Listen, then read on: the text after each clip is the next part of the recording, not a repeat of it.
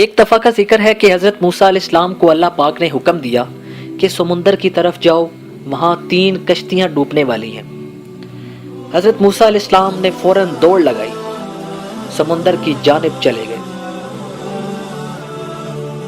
एक अजीब मंजर देखते हैं कि एक कश्ती आ रही है जो आस्ता आस्ता साहिल की तरफ बढ़ रही है। अभी वो किनारे से चंद ही फासले पर थी कि हज़रत मूसा अलैहिस्सलाम ने एक बुलंद आवाज़ लगाई कि ए कश्ती वालों, अल्लाह का हुक्म आने वाला है, होशियार रहना।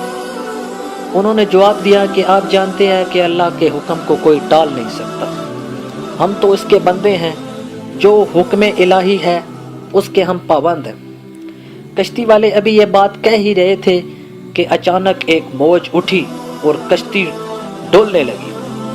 सवार अपने आप को बचाने की कोशिश करने लगे। इतने में एक और ज़बरदस्त मौज आई और कश्ती को अपने साथ बहाकर समुंदर की तहों में ले गई। अभी इस वाक़ये को थोड़ी देर ही गुजरी थी कि एक और कश्ती नज़र आई, तो हज़रत मूसा अलैहिस्सलाम ने इन्हें भी खबरदार किया और कहा कि ज़रा संभल कर आना। उन्होंने भी पहले वालों की तरह जवाब दिया कि जो कुछ होना है होकर रहेगा, और कश्ती को किनारे की तरफ लाते रहे, यहाँ तक कि साहिल के करीब आते आते ये कश्ती भी डूब गई।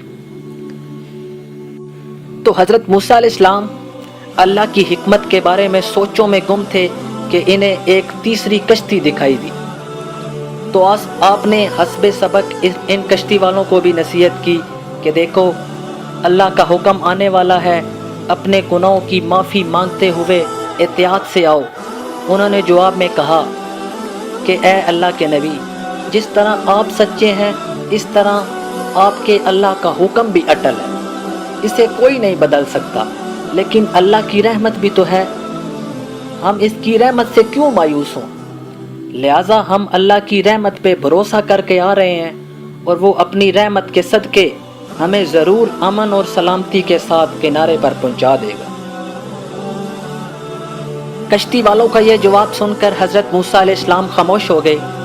जब कश्ती बाहिफाजत किनारे पर आ गई तो अल्लाह के पैगंबर सोचने लगे कि अल्लाह ने 3 कश्तियाँ डूबने का फरमाया था, 2 तो डूब गई, लेकिन तीसरी सलामती के साथ किनारे पर कैसे पहुंच गई?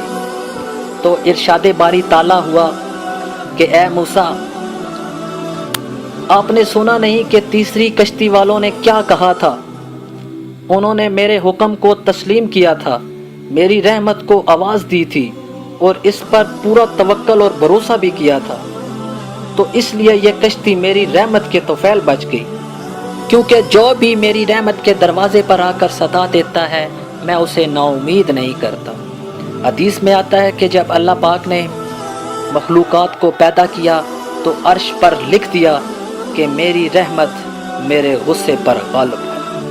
सुभान अल्लाह। तो मेरे भाइयों, हमें हर हाल में अल्लाह पाक की रहमत से मायूस नहीं होना चाहिए।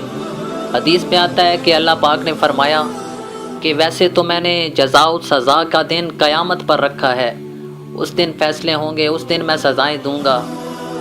अल्लाह पाक ने फरमाया कि अगर मैं किसी को दुनिया में पकड़ता, अव्वल तो मैंने सज़ा रखी है क़यामत पर, अगर मैं किसी को पकड़ना होता मैंने, तो मैं उसको, उस इंसान को पकड़ता जो मेरी रहमत से मायूस होकर घर बैठ जाता है। जो मेरी रहमत से मायूस हो जाता है, मैं उसको सबसे पहले पकड़ता।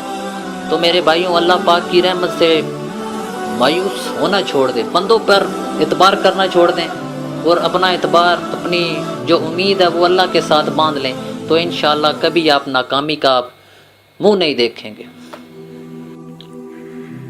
प्यारे प्यारे भाइयों, अगर आप इस्लामिक वाक़यात दिलों को छू जाने वाले सुनना चाहते हैं तो ये चैनल ज़रूर सब्सक्राइब करें और साथ जो बेल का बटन है उसको दबाएं, ताकि हम नेक्स्ट जो वीडियो अपलोड करें उसकी नोटिफिकेशन आपको मिल सके।